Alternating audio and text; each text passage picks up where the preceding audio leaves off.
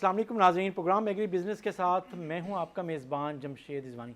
नाज़रीन, पंजाब का माली बजट आ गया है और इस बजट में जनूबी पंजाब की ज़राअत के लिए क्या रखा गया है, यही हमारे आज के प्रोग्राम का मौजू है। और हमें स्टूडियोज़ में ज्वाइन कर रहे हैं आसिफ रज़ा साहब हैं, जो डिप्टी सेक्रेटरी ज़राअत हैं जनूबी पंजाब सेक्रेटेरिएट में मुल्तान में ही, और हमारे साथ मौजूद हैं जहांज़ेब धराला साहब, जो ज़राअत के इश्यूज़ पे गहरी नज़र रखते हैं और ख़ुद भी काश्तकार हैं। तो सबसे पहले मैं आसिफ रज़ा साहब आपकी तरफ ही आऊँगा बराह रास्त के जो अब वहाँ तक हमारे पास डॉक्यूमेंट्स पहुँचे हैं कि एडीपी जो है उसके तहत तो 11 अरब रुपए जनूबी पंजाब सेक्रेटेरिएट के लिए बुक्स में रख दिए गए हैं। अमलन आप कितनी नई स्कीमें हैं, कितनी पुरानी स्कीमें हैं, और उनमें से कितना आपने जो सेक्रेटेरिएट के बाद नई स्कीमें भेजी उनमें से कितना उसका शेयर मिला आपको इस एडीपी में? जी आसिफ रज़ा साहब। बहुत शुक्रिया रिजवानी साहब।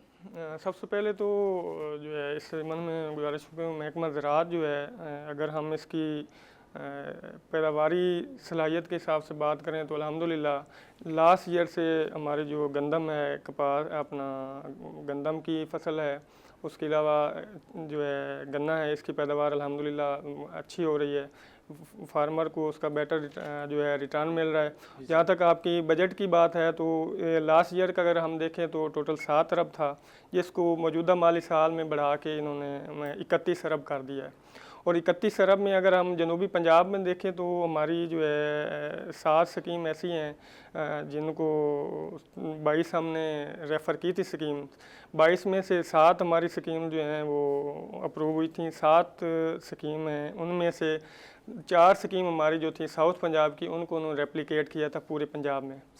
और 17 स्कीम ऐसी हैं जिनमें हमारा जो है साउथ पंजाब का उन्होंने शेयर एक कंपोनेंट है वो रखा है। टोटल जो है 11 अरब जो है वो इस मद में एलोकेट हुए थे और उसमें मुख्तलिफ स्कीमें हैं। इसमें आपने यहाँ से जो स्कीम्स भेजी वो कितनी एक उसका हिस्सा बनी एडीपी का साउथ पंजाब की? टोटल हमने 22 स्कीम्स यहाँ से रेफ़र की थी पंजाब गवर्नमेंट को। उनमें से 7 स्कीम जो हैं वो फाइनल हुई थी, फाइनल हुई हैं। उनमें से 4 पूरे पंजाब में उसमें एक है ये है कि हमारी जो 4 स्कीम थी उनको उन्होंने रेप्लिकेट किया है बाकी जो है पूरे डिस्ट्रिक्ट्स में, पूरे पंजाब में। अच्छा, आपने एक और भी इम्पॉर्टेंट बात थी कि पिछली दफ़ा जो बजट था वो 7 अरब था, इस दफ़ा 31 अरब है। यही आप पूरे पंजाब के बजट की अगर बात कर रहे हैं तो उसमें से आप समझते हैं कि इस दफ़ा जो बजट है साउथ पंजाब में ज़राअत की तरक्की के लिए सफिशेंट या अभी बहुत सा काम करने की ज़रूरत है? आप क्या समझ रहे हैं? वैसे तो इंक्रीज़ बज़ाहिर इंक्रीज़ नज़र आ रहा है। देखिए, अगर हम पिछले साल से कंपेयर करें तो डेफिनेटली इसमें 11 अरब जो है एक अच्छी खासी खातिरखा अमाउंट है जो ज़राअत की बेहतरी के लिए रखी गई है। तो हमारा जो सेक्रेटेरिएट है इसकी ये कोशिश होगी कि जो हमारा बजट ये रिलीज़ हुआ है हम इसको प्रॉपर इसकी यूटिलाइजेशन करें और इसकी जो इम्प्रूवमेंट है उसके लिए काम करें। मज़ीद इंशाल्लाह जैसे जैसे ये काम चलता रहेगा, अगर पंजाब गवर्नमेंट का इस वक्त जो फोकस है वो साउथ पंजाब पे है, तो डेफिनेटली अगर हमारी इसमें ज़रूरत बढ़ेगी तो पंजाब गवर्नमेंट इसमें मज़ीद हमें फ़ंडिंग करेगी। मज़ीद फंडिंग कर सकती है पंजाब गवर्नमेंट अगर हम और चीज़ें करके ही दिखा देंगे, अगर हम इस रकम को खर्च कर देंगे। आसिफ रज़ा साहब, आप ये बात कर रहे हैं। जहांज़ेब धराला साहब, आपने एक ओवरऑल अब तक बजट की डिटेल ज़ाहिर आ रही हैं, डॉक्यूमेंट्स शेयर भी हो रहे हैं, चीज़ें भी हो रही हैं डिटेल्स में, आपने अब तक पंजाब के ज़रूरी बजट को और फिर ख़ास तौर पे जनूबी पंजाब के ज़रूरी तरक्याती जो ज़राअत का सालाना तरक्याती प्रोग्राम है उसको कैसे देखा है? जी, जैसे कि आसिफ साहब ने भी फरमाया कि 7 अरब और फिर उसके बाद 11 अरब हम पहुँच गया। इन्होंने कहा कि 4 अरब का जो है ये इजाफ़ा है पिछले साल के मुकाबले में, ये बड़ी हैंडसम रकम है। सर, पिछले साल आपका जो इन्फ्लेशन है वो आपका 17-18% रहा है सर। इसको माइनस कर दें, 17-18% इन्फ्लेशन को निकाल दें, उसके बाद आपकी ये स्पेशल एनवायरनमेंट जो डेवलप हुआ है कोरोना की वजह से, और जो प्राइस हाई का ये जो मटेरियल्स महंगे हुए हैं, जो कॉस्ट महंगी हुई है, वो उसको आप इसके अंदर इनकर कर दें तो उसके बाद ये पिछले साल से भी प्रैक्टिकली ये रकम और कम हो जाएगी।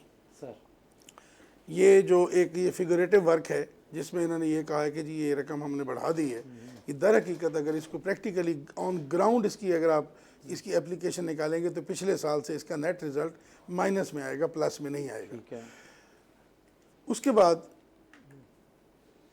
घर में भी अगर कोई बच्चा ज़्यादा कमाऊ हो और एक बच्चा मेरी तरह का निखट्टू हो, तो वालदा सुबह नाश्ते में अच्छा पराठा जो है ना वो ज़्यादा कमाऊ को देती है और बची खुची रोटी जो है वो निखट्टू को मिलती है। हमारा काम उलट हो गया है, हमारे कमाऊ पूत को बची खुची रोटी मिल रही है सर और जो हमारा निखट्टू बच्चा है उसको अच्छे पराठे खिलाए जा रहे हैं। आप ये बताइए कि आपकी ज़राअत में, इंसाफ से कहिए रिजवानी साहब कि आपकी ज़राअत में इस जनूबी पंजाब की ज़राअत का शेयर कितने परसेंट है? सर आप बताइए। 68% है। सर 68 के अगेंस्ट आपको क्या दिया गया है? जिस जगह से आपने पैसे कमाने हैं आप उसी पे ही इन्वेस्ट करने को तैयार नहीं। जिस बैल ने आपका हल खींचना है उसी बैल को ही आप शाम को अच्छा वंडा नहीं डालते हैं, दूसरे दिन अच्छी काश्तकारी का क्या तस्वुर करेंगे? फिर उसके बाद इस बजट में जो एक डिस्क्रिमिनेशन हुई है, साउथ पंजाब डिक्लेयर तो हो गया, लेकिन मारूजी हालात के मुताबिक साउथ पंजाब में फिर दो डिवीजन, दो तकसीमें हैं। एक तकसीम है दरिया सिंध से पार की, दरिया चनाब के पार की, और एक है चनाब के उर्वार की। हम हैं उर्वार वाले। अच्छा, आप दरिया चनाब की बात कर रहे हैं या दरिया सिंध की? मैं चनाब की, फिर सोच लें। मैं कह रहा हूँ चनाब से परे की बात कर रहा हूँ। मैं दोबारा कह रहा हूँ, हम इस पुल को क्रॉस ना करें तो इधर बजट की प्रायोरिटीज़ और हैं, उधर बजट की प्रायोरिटीज़ और हैं, क्योंकि वो डेफिनेटली उसमें कोई शर्म वाली बात नहीं, क्योंकि हमारे मोहतरम जो वज़ीर आला हैं उनका ताल्लुक उधर से है, तो उस वजह से कुछ फेवर्स जो है वो डिस्ट्रिक्ट लिया, बखर, दरगाजी खान, मुजफ्फरगढ़, इनको मतलब एक ऑटोमेटिकली उधर शिफ्ट होगी ये कुछ फेवर्स।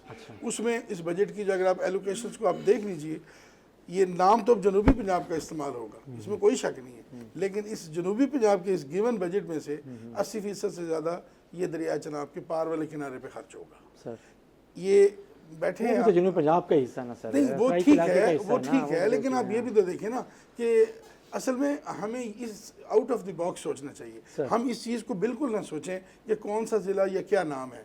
हमें ये देखना चाहिए हमारे मुल्क का कल को हमारी फूड सिक्योरिटी कहाँ से इंश्योर्ड है। नए इलाके डेवलप हो रहे हैं ना, नए इलाके भी डेवलप करें। फिर नए इलाके में चोलिस्तान भी तो है ना सर, जो किसी ज़माने सरसब्ज इलाका हुआ करता था, लेकिन जब से वहाँ दरियाए भाबड़ा बंद हुआ और उसके बाद वो रेत के सहरा में कन्वर्ट हो गया, हमारे उस पार बॉर्डर के उस पार भी तो इसी तरह का डेजर्ट है। इस चोलिस्तान का जो हिस्सा उस पार है वहाँ तो 5 लाख एकड़ आबाद कर लिए। हम आज तक अपने चोलिस्तान में से 50,000 एकड़ आबाद नहीं कर सके। सर इस बजट में आपको कहीं एलोकेशन नज़र आई है कि इस चोलिस्तान को आबाद किया जाए? फिर जब सिंध ताश माहिदा हुआ 1961 में, इंडिया के साथ जो वाटर ट्रीटी साइन हुआ, उसमें आपने जो 3 दरिया बेचे, वो तीनों के तीनों दरिया जो थे वो जनूबी पंजाब के। अच्छा, हम इसके ऊपर बिल्कुल आते हैं, आप वाटर इशू पर भी आ रहे हैं, आप ओवरऑल जनूबी पंजाब की ज़राअत की जो तारीख है उस तरफ भी जा रहे हैं, जिसकी वजह से ज़राअत मुतासिर हुई इस इलाके में, आप उस तरफ भी जा रहे हैं जी। लेकिन अगर हम सिंपल अभी प्रोग्राम के इस हिस्से में अगर हम फोकस रखें कि इस वक्त के माली बजट पे जो मुझे आपसे पहला कमेंट चाहिए, आपका पहला इंप्रेशन चाहिए, मैं तो वो लेना चाह रहा हूँ। बाकी इस पे बात डिटेल करते हैं, इससे बात करते हैं। वो मैंने 1 सेकंड में आपको कह दिया कि जो कमाऊ पूत है उसको उसके ऊपर इखराज जितना ज़्यादा खर्च करते जाएंगे उतना ज़्यादा वो कमाता जाएगा। हमारे यहाँ बहुत सारे प्रोजेक्ट्स ज़राअत के हवाले से पेंडिंग हैं। ये जैसे खालों की बड़ी इंपॉर्टेंट आपने बात की कि जो कमाऊ पूत है, आपको जब हम बात करते हैं जी पूरे जनूबी पंजाब को 35% हिस्सा मिला है सालाना तरक्याती प्रोग्राम में, ज़ाहिर है उसकी वजह आबादी है और उसको बुनियाद बनाकर 3 डिवीज़नों को ये दिया गया। लेकिन आप सेक्टर वाइज अगर देखें जी तो वो एक अलग सीन है। आप उसको अगर देखें तो जैसे आपने कहा 68% अगर एग्रीकल्चर है तो उस पंजाब के एग्रीकल्चर का 60+ जो % हिस्सा है वो इन 3 डिवीज़नों से आता है। तो आपके ख्याल में जो बजट है ज़राअत का, जो बजट है वो परसेंटेज वाइज उलट होना चाहिए कि 30% अपर पंजाब के पास, 35% 40% जाना चाहिए और 60% साउथ में होना चाहिए? ये is it possible for? No, ये हो सकता है। देखिए, पहली बात तो ये है, आप थोड़ा सा हिस्ट्री को भी सामने रखें सर। 75 साल से ये इलाका पहले ही नज़रअंदाज है। ठीक, आपको बाकी मुल्क के बराबर इस यहाँ को लाने के लिए, आज हम चूँकि बात ज़राअत की करें, अदरवाइज़ तो और शोबे भी पीछे हैं, लेकिन ज़राअत के हवाले से भी इसको आपको लाना चाहिए ऊपर। आप ये देख लीजिए कि आपको आने वाले 10-20 साल में आपका जो ग्रेन फूड है उसका सारा प्रोड्यूसिंग जोन यही 3 डिवीजन रह जाएंगे बाकी आपके। अच्छा जी, ये आप देख लीजिए, क्योंकि जितनी तेज़ी से अपर साइड पे अर्बनाइजेशन हो रही है और इंडस्ट्रियलाइजेशन हो रही है, और ख़ुसूसन ये जो नया से नया मोटरवे बन रहा है, उस वजह से वहाँ डेफिनेटली इंडस्ट्रियल जोन्स और ये सारा कुछ बन रहा है। आपका फ्यूचर सिक्योरिटी की इंश्योरेंस जो है, वो एश्योरेंस जो है, वो यही 3 डिवीजन हैं, और अगर आप इन पर आज से इन्वेस्ट करना शुरू करेंगे तो रिजल्ट्स भी पाएंगे। चलो, आप जो बात कर रहे हैं, अगर हम आसिफ रज़ा साहब की तरफ आएँ, क्या साउथ पंजाब की जो सिविल एस्टैब्लिशमेंट है, आप जो देख रहे हैं, आप क्या समझते हैं कि इन चीज़ों की जो तहफ़्फ़ुज़ात का इजहार जहाँ ज़ेब धराला साहब ने किया, आपके यहाँ भी कोई फील है कि जी तैयारी के हवाले से इन चीज़ों को इस थ्रस्ट को सामने रखा गया है? जहाँ तक मैं इनकी, जहाँ ज़ेब साहब की बात है, इन्फ्लेशन के हवाले से नो डाउट इन्फ्लेशन में उसमें चेंज आई है, लेकिन अगर हम बजट को देखें, लास्ट ईयर हमारा जो था 7 अरब था टोटल, अब वो 2021-22 में उसको 31 अरब कर दिया है। तो उसमें जैसे हुकूमत पंजाब का सीएम साहब का विजन था, तो उसमें 11 अरब जो है वो स्पेसिफ़िकली साउथ पंजाब के लिए मुख्तस हुआ। तो ये भी एक हमारे लिए प्लस पॉइंट है, पॉजिटिव चेंज है कि साउथ पंजाब को टोटल बजट जो था उसमें से उनका जो एक ड्यू शेयर था, जो कमिटमेंट थी, उसके मुताबिक जो है 11 अरब जो है एलोकेट हुआ है। अगर इस 11 अरब की जो एलोकेशन है, इस हिसाब से अगर देखें तो वो हमारे लिए ये एक खुशाइंद बात है कि पंजाब गवर्नमेंट जो है वो साउथ पंजाब को स्पेसिफिकली फोकस कर रही है। आप कहें फोकस कर रही है। इस दफ़ा एग्रीकल्चर का जो बजट है, पंजाब का बजट भी बड़ा है ज़राअत के हवाले से, और जनूबी पंजाब को तो अलहदा से किया ज़रूर गया है। अभी हम उस पर बात करते हैं कि जो ये सिर्फ जो बजट किया गया है, उसमें से कितनी चीज़ें पहले से मौजूद हैं, कितनी नई हुई हैं, और कौन सी स्कीम्स ऐसी हैं, जो बजट ऐसा है जो अभी भी अपर पंजाब के या पंजाब के दूसरे हिस्से के कई अजला में भी लग सकता है। इस पर बात जारी रखते हैं, लेकिन नाज़रीन छोटा सा एक ब्रेक, और ब्रेक के बाद वापस आते हैं।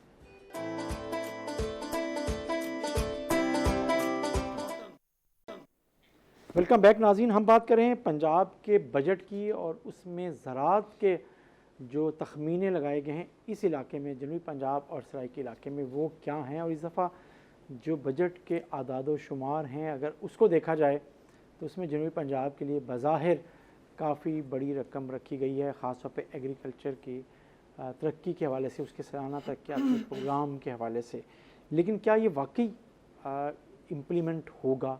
क्या ये जो पैसा रखा गया है वो किन प्रोजेक्ट्स पे रखा गया है, उसकी प्रायोरिटीज़ क्या तय की गई हैं, प्रायोरिटाइज़ क्या किया गया है? आसिफ साहब, इसमें टोटल जो जैसे पहले डिस्कशन जारी थी, 11 अरब जो था वो उसमें मुख्तस है। उसमें कुछ हमारी नई स्कीम्स हैं, 7 नई स्कीम्स हैं जो इसमें उन पे लगेगा, और कुछ हमारी जो लास्ट ईयर से स्कीम चल रही हैं ऑन गोइंग है, उनका शेयर भी है। और साउथ पंजाब का अगर हम शेयर 24 स्कीम्स में देखें तो 47-13 मिलियन है सर, और ऑन गोइंग जो लास्ट ईयर से थी उसमें 63-72 मिलियन जो है, 63-72 मिलियन वो है, और टोटल जो है 1186 मिलियन जो है। ये डेफिनेटली क्योंकि साउथ पंजाब की ही एलोकेशन है, तो उसका जो इस्तेमाल वो साउथ पंजाब में ही होगा। आप कहें साउथ पंजाब में उसका इस्तेमाल होगा। धराला साहब, ओवरऑल जो हम जिस इंप्रेशन की मैंने सवाल किया था, उस सवाल मैं आपसे कह रहा हूँ कि आपको क्या लग रहा है इस बजट के में पैसे आ रहे हैं जी, कहा यह जा रहा है कि पैसे आपको मिल रहे हैं, आप जो हम देखते हैं तो इसमें यह है कि जो 50 टोटल स्कीम्स हैं जी, साउथ पंजाब में, 26 ऐसी हैं जो पिछले सालों से चल रही हैं जी, उनके लिए फंड्स रखा गया है, जी, और 24 ऐसी हैं जो एक नया इनिशिएटिव जी, लिया गया है इस साल। तो उसमें से भी काफ़ी सारी चीज़ें ऐसी हैं जो अभी मतलब जो मुख्तलिफ़ अज़ला में पंजाब के मुख्तलिफ जनूबी पंजाब के 3 डिवीज़नों के जो 11 अज़ला उससे हट कर भी जा रहे होंगे वो फंड्स, उसमें मेंशन जो किया गया पंजाब के, तो ज़ाहिर इस 11 में से फिर एक शेयर बहरहाल उधर जा रहा होगा। तो ये एक फ़र्क आपके समझते हैं? अमलन जो आप बात कर रहे थे, इन्फ्लेशन देख लें और बजट के ये पैसे देख लें जो अभी भी स्कीम्स को पूरे पंजाब में, बजट यहाँ का है, पंजाब के दूसरे हिस्सों में भी मुख्तलिफ प्रोग्राम्स में लगाया जा रहा है। जी। इसमें सर अर्ज़ ये है कि एक बंदा अगर मुकम्मल बेनमाजी हो ना सर, और वो सिर्फ वज़ू करके और फ़र्ज़ पढ़ने शुरू कर दे, तो हम ये समझते हैं कि चलो शुक्र है कि ये नेकी की तरफ माइल तो हुआ। तो ये कम से कम आप खूबसूरती देख रहे हैं? मैं ये खूबसूरती देख रहा हूँ कि अटेंशन डाइवर्ट हुई है, ज़राअत को ज़राअत समझा गया है। बड़ी शाबाश है इन लोगों की, मौजूदा जो फ़ैसला करने वाले हैं, इन्होंने इसके लिए पैसा रखा है, थोड़ा या ज़्यादा। लेकिन अब सीधी सी बात यह है कि जब ये पैसा रखा गया तो अगले साल इससे 10-20% ज़्यादा रखा जाएगा। तो ये इन्होंने एक एक नई जेहत तय कर दी, एक रास्ता बना दिया, रोड मैप दिखा दी, कच्ची सड़क बना दी है, तो 2 साल बाद मेटल भी हो जाएगी। अच्छा, वैसे मैं आपको एक चीज़ बता सकता हूँ कि आपने जो भी बात की कि कुछ ना कुछ तो रखा गया है। अच्छा, जो इस दफ़ा इस प्रोग्राम का नाम दिया जा रहा है, इस बजट में पहली दफ़ा ऐसा भी हुआ है कि अगले साल के बजट और उससे अगले साल के 2022-23 के बजट और फिर 2023-24 के बजट की भी प्रोजेक्शंस दी गई हैं इन्हीं शोबों में। जी हाँ। अच्छा, वो बहुत हैरान कुन आदाद शुमार हैं। मसलन 11 अरब, वो परसेंट में नहीं बढ़ रही, वो टाइम्स में बढ़ रही है। माशाल्लाह, बहुत अच्छी टाइम के हिसाब से बढ़ रही है, टाइम्स ठीक के है? हिसाब से बढ़ रही तो उन्होंने उस वक्त की जो रिक्वायरमेंट देखें, जो अब 11 अरब है साउथ पंजाब के लिए, अगले साल ये रकम 11 अरब नहीं होगी, वो 51 अरब है 51 साउथ पंजाब के लिए, सिर्फ एग्रीकल्चर इन शोबों में, जी, बिल्कुल जिसको भी हम एग्रीकल्चर के वाले से कह रहे हैं। और उससे अगले साल अगरचे 47 अरब रखा गया है अमाउंट होगी। तो ये आप क्या समझते हैं कि मतलब ये खुद 11 से यकदम आप 51 पे जा रहे होंगे, ये 40 अरब का साउथ पंजाब में इम्पैक्ट आ रहा होगा, वो कैसे होगा? ये बिल्कुल सही है, क्योंकि एक चीज़ जब आप नई शुरू करते हैं तो 100% पैसा वहाँ ट्रांसफ़र नहीं किया जा सकता, क्योंकि इंफ्रास्ट्रक्चर डेवलप करना होता है। ये बेसिकली जो 11 अरब में जो बात पहले मैं कर गया हूँ, ये वही वाली बात अब आ गई। ये जो 11 अरब रुपये है, ये बेसिकली यहाँ पर एक इंफ्रास्ट्रक्चर डेवलपमेंट के लिए एक पैसा लगाने के लिए एक जगह बनानी पड़ती है, एनवायरनमेंट बनाना पड़ता है। इस 11 अरब से बनेगा एनवायरनमेंट।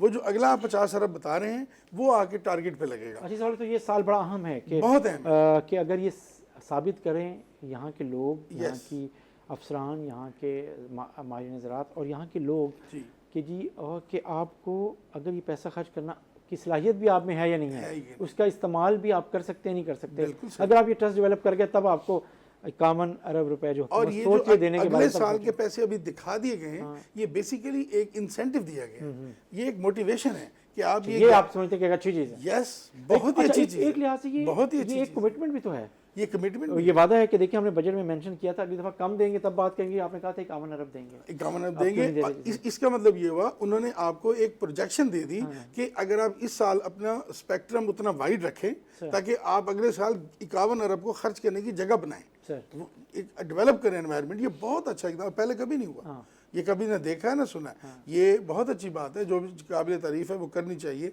ये बहुत अच्छी चीज़ है। लेकिन अब इसके साथ ये बहुत ज़रूरी है कि वो कमिटमेंट के पक्के रहें और ये रियल मोटिवेशन में आ जाए हमारी यहाँ की लोकल मैनेजमेंट, ये 11 अरब से 51 अरब की यहाँ ये बेस बनाए और ये पैसा यहाँ अगले साल श्योर हो कि ये आ जाएगा और वो देने लायक हो जाएंगे। आसिफ साहब, आप क्या समझते हैं कि वाकई जिस चीज़ को हम धारा साहब मैंने डिस्कस किया, हम हुकूमत इस अंदाज में कमिटेड है कि यकीनन इतना बड़ा जंप देना चाहती है अगले साल साउथ पंजाब को कि वो कि उसके ज़राअत का जो पोटेंशियल है उसे और एक्सप्लॉइट कर सकते हैं, उसको डेवलप करने के हवाले से? जी बिल्कुल, एग्जैक्टली जैसे कि हमारी जो है मुख्तस बजट की फ़िगर है, अगर इस साल हमारा 11 अरब है तो नेक्स्ट ईयर में वो 53 होगा, एक ह्यूज इसमें प्रोजेक्शन है।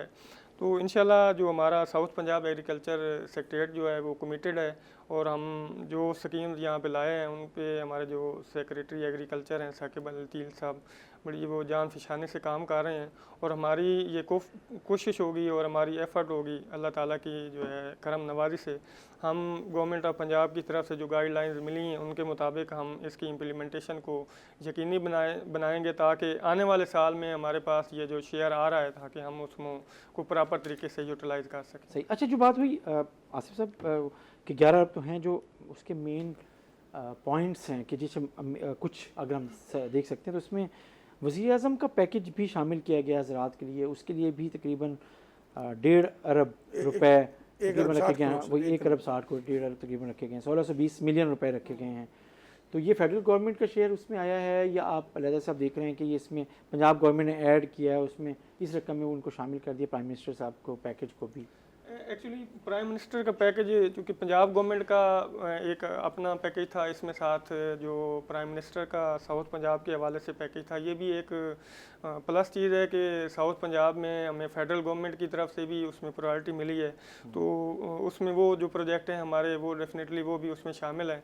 तो दोनों तरफ से हमारा जो फोकस बेसिकली जो है वो हमारा साउथ पंजाब पे उसकी इंपॉर्टेंस को शो करता है कि पंजाब गवर्नमेंट जो है वो भी उस पर फोकस कर रही है और साथ में हमें जो फेडरल गवर्नमेंट है वो हमारा मुख्तलिफ प्रोजेक्ट्स में जो शेयर है वो साउथ पंजाब को दे रही है। सही। अच्छा, दूसरा बड़ा सेगमेंट है उसमें जिसको आइडेंटिफाई किया गया बजट में कि एग्रीकल्चर ट्रांसफॉर्मेशन प्लान उसके लिए भी तकरीबन 2.25 अरब रुपए रखे गए हैं इस स्थिति में।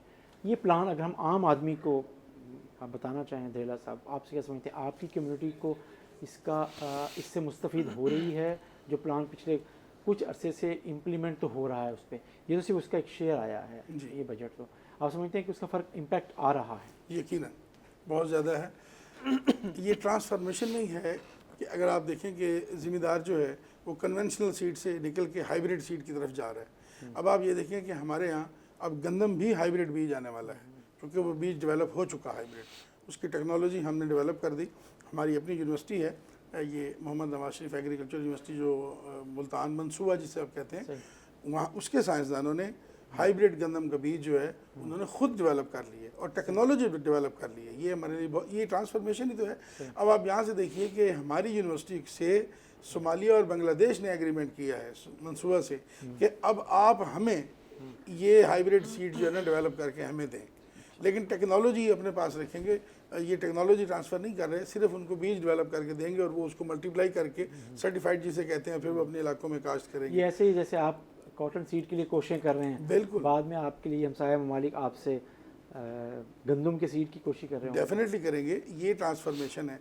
इसके अलावा देखिए ट्रांसफॉर्मेशन में ये भी आएगा, अभी इस वक्त आप पेस्ट जो मैनेजमेंट कर रहे हैं वो आप विजुअल साइट से कर रहे हैं। आपका साइंटिस्ट या फील्ड ऑफिसर जो है वो एक जगह, अगर ये छोटे छोटे ड्रोन्स जब आ जाएंगे, ड्रोन टेक्नोलॉजी से वो जो आपका एग्रीकल्चर ऑफिसर है अगर वो से कादरपुर रामा में बैठा है तो वो अपने ड्रोन के ज़रिए 4-5 किलोमीटर के रेडियस को अपने दफ्तर में बैठे हुए मॉनिटर कर लेगा दिन में 2 दफ़ा।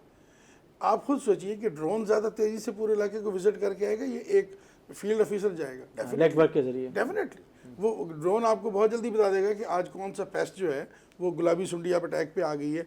ये दिस इज़ ट्रांसफॉर्मेशन। इसी तरह फिर हमारी जिम्मेदार की मॉरल ट्रांसफॉर्मेशन भी हो रही है। आप टनल फार्मिंग को देखें, this is a very good example of transformation. आप एक कन्वेंशनल टमाटर काश्त करते थे, आज आप टनल में चले जाते हैं, खीरा काश्त करते हैं, ऑफ सीजन आप सब्जियां पैदा कर लेते हैं। तो ये सारा का सारा ये ट्रांसफॉर्मेशन है। तो इसका फ़ायदा ज़िम्मेदार को हो भी रहा है और शऊर भी है। ये मैं समझता हूँ ट्रांसफॉर्मेशन की हमारी स्पीड स्लो है, हमें इसको बहुत तेज़ी से लेके जाना चाहिए। ख़ास तौर पे फ्रूट एंड वेजिटेबल में हमें इस 22 करोड़ आवाम को रोज़ाना सब्ज़ी खिलाने के लिए और फ्रूट देने के लिए, और specially sir in oil seed हम बहुत पीछे जा रहे हैं। इस ट्रांसफॉर्मेशन में मुझे एक चीज़ और बहुत कमी नज़र आई है आसिफ साहब से, बल्कि मैं दरख्वास्त करूँगा अगर है तो हमें बता दें, अगर नहीं है तो ऐड करवाएं। ये बैठे हैं साहिब इक़्तिदार हैं, वो ये कि इसमें हमारे पास बायो लैब्स की बड़ी कमी है। अब दुनिया किसी भी पेस्ट की केमिकल कंट्रोल से निकल के बायो कंट्रोल में जा रही है। अब हमारे यहाँ बायो कंट्रोल की 2 लेबॉर्ट्रीज़ हैं जहाँ तक मुझे इल्म है, एक तो बिहाड़ी में है और एक मुजफ्फरगढ़ में है। अब उनके पास भी फैसिलिटीज़ का ये बुरा हाल है, उन बेचारों के पास फ्रीज़र तक नहीं, कभी उनकी बिजली है नहीं, चूँकि ये टैकोग्रामा या क्राइसोपा इनके जब आप आर्टिफिशियली एग उनसे ले करवाते हैं, इसको 8-6 डिग्री सेंटीग्रेड पर रखना पड़ता है, फिर जाके आप इसे क्रॉप में लगाते हैं। अब मसलन मैं अपनी बात करता हूँ, मैंने अपने बाग में मैंने रिक्वेस्ट की, भाग दौड़ करके मेरे पास टैकोग्रामा और क्राइसोपा के कार्ड्स लग गए। जिस दिन से वो कार्ड्स लगे हैं उस दिन के बाद मेरे फ्रूट बाग में मैंगो फ्रूट बोरर जो है वो डेवलप नहीं हो सका, क्योंकि उसके अंडे खा जाता है क्राइसोपा। वो जब अंडे उसके खाए जाएंगे तो वो कहाँ से अपनी नस्ल बनाएगा। तो ये चीज़ जिम्मेदार में शऊर आना चाहिए। सही। अब हुकूमत हालांकि वो मुफ्त दे रही है, मेरे ख्याल में इन लेबार्टियों की इस्तेदाद बढ़ाएं और इनकी तादाद भी बढ़ाएं, ये बहुत ज़रूरी है। और तीसरी जो है हमें ये मेरी दरख्वास्त होगी आसिफ साहब से कि साकिब अली अतीद साहब को जाके कहें कि ये जो हमारी केमिकल टेस्ट की लेबॉर्ट्रीज़ हैं, ख़ास तौर पर पेस्टिसाइड्स और फर्टिलाइज़र की, इनमें वॉक इन फैसिलिटी को फौरी तौर पर जारी करें। सही। ताकि ज़िम्मेदार जिसने स्प्रे किया है वो आज ही अपनी दवाई का आए सैंपल दे, 2 घंटे बाहर लॉन में बैठा रहे और रिपोर्ट लेके जाए। अगर दवाई फिट है तो वो स्प्रे कर दे। अब सर अगर यहाँ किसी दवाई के रिजल्ट ही 7 दिन बाद मिलेगा, 7 दिन अब अगर वो दवाई का इंतज़ार करता है तो फसल गई, अगर इंतज़ार नहीं करता तो दवाई गई। 2 में से एक नुकसान तो यकीनी है उसका। बिल्कुल ठीक। तो इसलिए हमारी ये एक एफिशिएंसी बढ़ानी चाहिए इन्हें कि हमारी ये जो फर्टिलाइज़र, सॉइल, वाटर और ये पेस्टिसाइड की लेबॉर्ट्री हैं, इनके टेस्ट का टाइम बहुत कम करें, क्योंकि अब जदीद कंप्यूटराइज दौर है।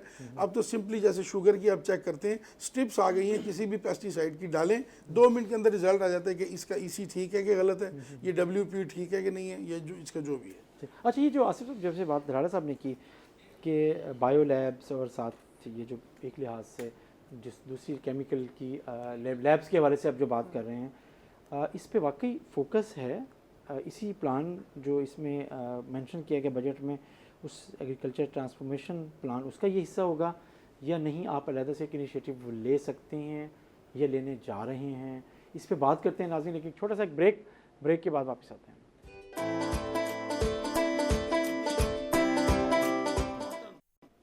वेलकम बैक नाज़रीन, हम बात कर रहे हैं पंजाब के माली बजट पर और माली बजट में ज़राअत पर। और ज़राअत में इस दफ़ा बजट की किताबों में एक तो पहली बड़ी बात ये हुई कि जनूबी पंजाब का जो तरक्याती प्रोग्राम है वो अलग से प्रिंट हुआ है, मतलब ये कमिटेड है कि ये आपके पैसे हैं और यहीं खर्च होंगे। ये एक पहली बड़ी तब्दीली है। और दूसरी बात यह है कि इसके लिए साउथ पंजाब के अलहदा से जो 31 अरब का पंजाब का बजट है ज़राअत का, तो उसमें से 11 अरब बहरहाल किताबों में ज़रूर लिखे गए हैं। और अगर ये किताबों से निकल कर वाकई फ़ंड्स रिलीज़ होते हैं तो इस खित्ते में ज़राअत के हवाले से क्या तब्दीली आ सकती है, और जो प्लान है इस दफ़ा इन फ़ंड्स को एग्जीक्यूट करने का या इम्प्लीमेंटेशन के हवाले से सही उसका जो इस्तेमाल है, यूज़ उसका, तो उसका कितना इम्पेक्ट आने वाला फ्यूचर में। तो यही इसी पे हम बात करें प्रोग्राम पे। तीसरे हिस्से में अगर हम दोबारा जाते हैं, आसिफ साहब हम जो बात कर रहे थे कि एक वन विंडो चाहता है इस तरह की अपनी जो भी मसाइल का शिकार रहता है, ख़ास तौर पे टेस्ट के हवाले से, बायो लैब, केमिकल की चीज़ों के हवाले से, तो क्या वन विंडो भी कहीं अवेलेबल हो सकता है शॉर्टेस्ट टाइम में उसको हेल्पफुल हो कि वो वक्त पर अपनी फसल को संभाल सके? जी बिल्कुल, इसमें जैसे धराला साहब फरमा रहे थे, हमारी एक ट्रांसफॉर्मेशन के हवाले से मैं थोड़ी सी आपको इसमें मज़ीद ऐड करना चाहूँगा जी सर। कि इस वक्त अगर हम काटन की देखें सोइंग, तो साउथ पंजाब में तकरीबन 35 लाख एकड़ जो है हमारी कपास की काश्त है, और उसमें 95% शेयर जो है टोटल जो है काश्त है उसमें साउथ पंजाब का है। तो इस हवाले से जो हमारा साउथ पंजाब का सेक्रेटरीट है उसकी बहुत बड़ी डेवलपमेंट है, और उसमें हमारी जो है बायो जो है पेस्टिसाइड उसके हवाले से हमने दिन रात जो है वो हमारे सेक्रेटरी साहब उस पर रिसर्च कर रहे हैं। हमारे जो रिसर्च सेंटर हैं नवाज शरीफ यूनिवर्सिटी है उसकी कोलैबोरेशन से, तो हम इसमें एक ना IPM का जो है सेटअप सिस्टम ले आए हैं, और उसकी जो अवेयरनेस है वो फार्मर लेवल तक कर रहे हैं। तो बेसिकली इस जो हमारा था IPM का बेसिक मकसद, उसमें फार्मर की जो थी कास्ट, ख़ास तौर पे जो उसको पे करनी पड़ती थी in form of pesticide spray on cotton, उसमें हम काफ़ी जो है कमी ले आए हैं। और हमारी PCAP जो है इनका, उसके साथ भी मीटिंग रेगुलर जारी हो रही हैं, और अल्हम्दुलिल्लाह हमारा ये जो था कि हम बायो पेस्टिसाइड के ज़रिए जो है स्प्रे जो है उसका ये जो कास्ट है कम करें। तो इस वक्त तक जो हमारी फील्ड फार्मेशन जो है उसमें जो फील्ड में जा रही है, लोगों में अवेयरनेस क्रिएट कर रही है, और इवन हमारे जो सेक्रेटेरिएट के ऑफिसर हैं वो भी डिस्ट्रिक्ट को मॉनिटर कर रहे हैं। तो अभी तक जो फील्ड में तो पेस्टिसाइड का स्प्रे नहीं हुआ, तो ये एक पॉजिटिव डेवलपमेंट है। उसमें जो हमारे रिसर्चर्स थे उनकी तरफ से जो बायो पेस्टिसाइड 3 थी, उसमें एक कौरतुमा था, और दूसरा नीम का है, और तीसरा टोबैको का है। वो तीनों का एक ख़ास मिक्सचर है जिसको महलूल है वो तैयार करके जो फार्मर जो है उसका स्प्रे कर सकता है। तो इस हवाले से हमने जो है अवेयरनेस के लिए मरकज़ लेवल पे जो था हमारे जो ज़राअत ऑफिसर हैं उनको हमने वो डिस्ट्रीब्यूशन की है, और फार्मर्स की जो है फील्ड लेवल पे वो ट्रेनिंग कर रहे हैं। तो इसमें डेफिनेटली हम पुरअज़म है कि अल्लाह ताला के फजल करम से हमारी जहाँ पे पैदावार में बेहतरी होगी, वहीं पे उसकी जो है कास्ट ऑफ प्रोडक्शन कम होगी, उसमें प्रॉफिट का जो शेयर है वो ज़्यादा आएगा। सही। अच्छा, आप जो बात करें, अगर हम उसको देखें तो अब बजट की और जो डिटेल्स की तरफ हम जाते हैं, तो ज़राअत की में तालीम के लिए 112 मिलियन रुपए अलग से रखे गए हैं। ज़राअत तौसील के लिए 86 मिलियन रुपए अलग रखे गए हैं साउथ पंजाब के लिए। एग्रीकल्चर मशीनरी के लिए उसको बढ़ाने के लिए 449 मिलियन रुपए अलग से रखे गए हैं। काफ़ी हैं क्या धराला साहब? सर ये अगर आप ऐसे गिने तो ये आपको नज़र आएगा 86 मिलियन कवर है 9 करोड़ रुपए।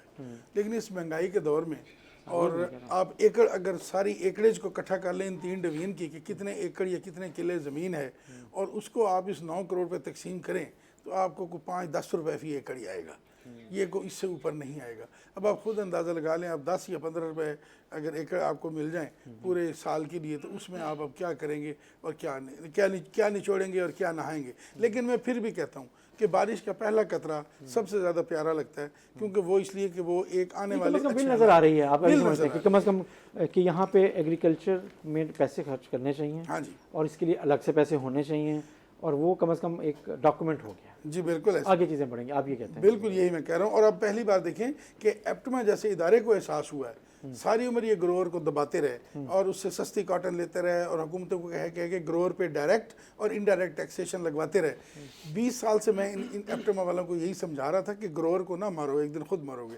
आज वही एप्टमा आपस में चंदा जमा करके और एग्रीकल्चर सेक्टर पे इन्वेस्टमेंट कर रही है as a public private partnership. मेरा ख्याल है कि नहीं, ऐसा नहीं है। ऐसा है सर कैसे, चले मैं साथ देता हूँ कि अगर ऐसा होता तो उसने साथ ही उसने सरकारी तहकीक की ख़ास तौर पे कॉटन के हवाले से उसने इग्नोर किया है। जो सेस था, कॉटन सेस था, उन्होंने अगर नहीं दिया और पिछले 2-3-4 सालों से खर्च नहीं किया तो उन्होंने वही पैसा बचाकर जो देना था, तो हमारा सेंट्रल कॉटन कमेटी, हमारा CCRI और हमारी चीज़ें वो कहीं पीछे चली गई।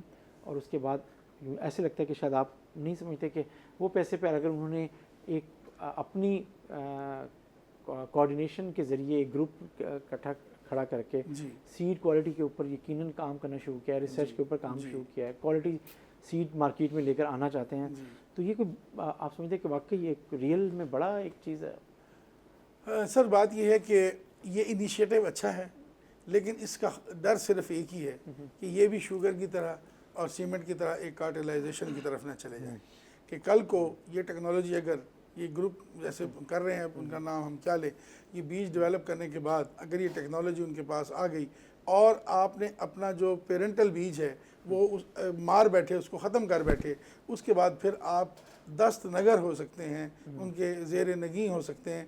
ये जैसे आज आप और माफियाज देख रहे हैं, ये भी किसी एक नए माफिया की दाग बेल ना हो, इस पे आज ही गवर्नमेंट को अपना इसके अंदर अपनी उंगली को डबो लेना चाहिए और इस पे निगाह रखें कि आप इसमें वैसे ओवरऑल देखते हैं ये अच्छी चीज़ भी है कि उन्होंने एक इनिशिएटिव लिया है। जब गवर्नमेंट नहीं कर पा रही थी, अच्छे सीड के रिसर्च के जो इदारे हैं वो लोगों के एक्सपेक्टेशंस पे पूरा नहीं उतर रहे थे इंडस्ट्री की, तो इसलिए उन्होंने थोड़ा सा खुद आगे वो आए हैं, तो ये चीज़ तो अच्छी है वैसे, बहुत अच्छी चीज़ है। लेकिन उसमें जो खतरात हैं वो यही या कुछ नेगेटिविटीज़ हैं तो वो भी सामने रखने चाहिए कि आगे चीज़ें क्या हो सकती हैं, किस तरफ जा सकते हैं। तो अगर आसिफ साहब दोबारा आपकी तरफ आएँ, क्या नया होने जा रहा है इस बजट के बाद, इस एक साल में क्या नया साउथ पंजाब में डेवलप होने जा रहा है, ये बता दें। बेसिकली पहली बात तो ये है कि हम साउथ पंजाब के हवाले से देखें तो हम इसमें ना हमारा इस वक्त जो है मेन फोकस जो है ना वो काटन क्रॉप पे है, क्योंकि काटन हमारी जो है काफ़ी जो है पिछले सालों से ये जा रही है उसमें क्राइसिस में। तो हमारा मेन फोकस इस वक्त जो है हम कोशिश कर रहे हैं कि इसकी रिवाइवल के लिए, तो इसकी रिवाइवल के हवाले से काफ़ी जो है स्टेप्स लिए जा चुके हैं। उसमें जैसे जहाँ ज़ेब साहब फरमा रहे थे बायो लैब्स के हवाले से, तो हमारी एक काटन क्रॉप मैनेजमेंट कमेटी है, उसकी वीकली अब मीटिंग हो रही है। जितनी भी हमारी फील्ड की प्रोग्रेस होती है, जो भी इशूज़ होते हैं वो वहाँ पे डिस्कस होते हैं।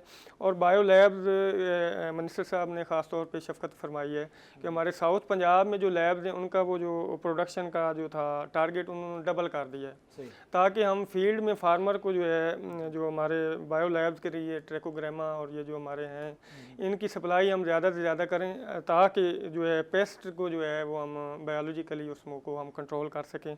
और दूसरा हम जो मेन हमारा जो फोकस है जो पेस्टिसाइड की हमारी एफिकेसी का इशू आता है, तो हम इसमें काफ़ी सारी चेंजेस लग रहा है कि IPM पर है इजाफा। जी इंशाल्लाह हमारा फोकस IPM पर है और हम इसको अल्लाह ताला के फजल व करम से इंशाल्लाह कामयाब करेंगे। इस वक्त तक आप उसको कैसे देख रहे हैं, इस वक्त तक कॉटन की फसल को? इस वक्त तक हमारी जो फील्ड फार्मेशन की रिपोर्ट्स हैं या हमारे जो हमारी फील्ड एक्टिविटी चल रही है, अल्हम्दुलिल्लाह इस वक्त तक जो फसल है वो अच्छी है।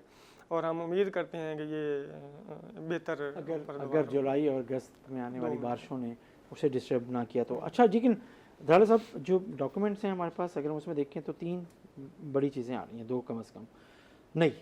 बहावलपुर में फ्रूट क्रॉप्स से रिलेटेड रिसर्च इंस्टीट्यूट कायम हो रहा है जी, उसके लिए पैसे अलग से रखे गए जी बिल्कुल। और रहीमिया खान में मुल्तान की तरह और शुजाबाद की तरह शायद मैंगो रिसर्च स्टेशन कायम हो रहा है। रहीमिया खान मैंगो प्रोडक्शन के वाले से एक बड़ा स्टेशन है, तो उसके वजह से तो ये 2 नए इस साल के आप समझते हैं कि क्या इस खित्ते की जो एग्रीकल्चर पर इम्पैक्ट क्या आएगा इसका? ये बहुत ज़रूरी फ़ैसला था और बड़ा इम्पॉर्टेंट है, क्योंकि रहीम यार खां और उसके बाद जब आप मुल्तान में आते हैं तो रहीम यार खां से निकलने के बाद जो मैंगो रिसर्च स्टेशन है वो शुजाबाद है हमारा। अब इस 300 किलोमीटर के तकरीबन ये रेंज है, इसमें क्लाइमेटिकल चेंज भी है, इसमें वेदर चेंज भी है, इसमें सॉइल और उसके सारे और पानी, इसके हर चीज़ की तब्दील है। अब शुजाबाद में की गई कोई रिसर्च किसी मैंगो की, वो आप रहीम यार खां पे एज इट इज़ इम्प्लीमेंट नहीं कर सकते। ये बहुत दाना फैसला है। रहीम यार खां में बना जब एक रिसर्च स्टेशन बनेगा, साफ ज़ाहिर है उसको मुरब्बा 2 मुरब्बा ज़मीन भी देंगे, वो वहाँ बाग भी लगाएंगे, तो वहाँ पर उस एनवायरनमेंट में जब वो रिसर्च करेंगे, वो उस खिते के 2-4 ज़िलों के लिए या तहसील के लिए वो जो रिसर्च होगी वो वाकई कारआमद होगी। आप ये ऐसा नहीं कर सकते कि शुजाबाद की रिसर्च को रहीम यार खां पे लगा के 100% रिजल्ट नहीं ले सकते। ये बड़ा अहसन फैसला है। और जो बहावलपुर में जो ये फ्रूट का बन रहा है जो इदारा, इसकी कुछ थोड़ी सी मुझे अभी इसमें थोड़ी सी कमी नज़र आ रही है कि इसके पैरामीटर्स डिफाइन नहीं है कि ये किस फ्रूट को टारगेट करेगा, क्योंकि इसमें खजूर जो लफ्ज़ है वो फ्रूट क्रॉप्स पे है, फ्रूट क्रॉप्स पे है। हाँ, मतलब एक से ज़्यादा। अब मेरे ख्याल है ये भी मेंशन कर लेना चाहिए, क्योंकि मैंगो उसका सब्जेक्ट फोकस होना चाहिए। फोकस होना चाहिए। मैंगो उसका सब्जेक्ट बिल्कुल ना बनाए, क्योंकि मैंगो पे एक लाइन में 3 इदारे काम कर रहे होंगे, मतलब MRI, MRS शुजाबाद, MRS रहीम यार खान, तो मैंगो को उससे निकाल देना चाहिए मैंगो के लिए, क्योंकि जो रिसर्च है मकसद भी ऐसा कंट्रडिक्शन भी ना हो। मुझे लगता है कि ये क्योंकि वहाँ ऐसा ये रिसर्च इंस्टीट्यूट कायम करने का मकसद आपको नहीं लगता कि उस बहावलपुर डिवीजन में जो फ्रूट्स के जो नया डेवलप हो रहा है कल्चर वहाँ पे डेवलप इस लिहाज से हो रहा है कि किन्नू बहुत बड़ी अब मिकदार में वहाँ काश्त होने लगी है, पैदावार भी उसकी अच्छी है, खजूर जैतून आने लगा है, आपको और चीज़ें आप आ रहे हैं, चीज़ें भी आते हैं, खजूर की बात हो रही है, अंगूर की बात हो रही है, ग्रेप्स वैली चोलिस्तान को करार दिया जा रहा था जब थे शहबाज शरीफ साहब ने अनाउंस किया था। तो इसलिए आप नहीं समझते कि नई जो चीज़ें हैं फ्रूट्स की, ये बहुत अच्छी बात है सर। इस इदारे के आने से वो भी फ्रूट यहाँ ट्रायल होंगे जो यहाँ पहले से हैं ही नहीं, जी वो भी होंगे। आप देखें ना, किन्नू हमारा फ्रूट नहीं था, ये 1956 में इंपोर्ट किया गया एक पौधा, अयूब खान साहब को गिफ्ट मिला, और उस किन्नू ने अपने असली घर को भुला दिया और पाकिस्तान को उसने अडॉप्ट कर लिया। तो आज किन्नू हमारी मेन फसल है, और जहाँ से ये आया था वहाँ किन्नू का नामो निशान नहीं रहा।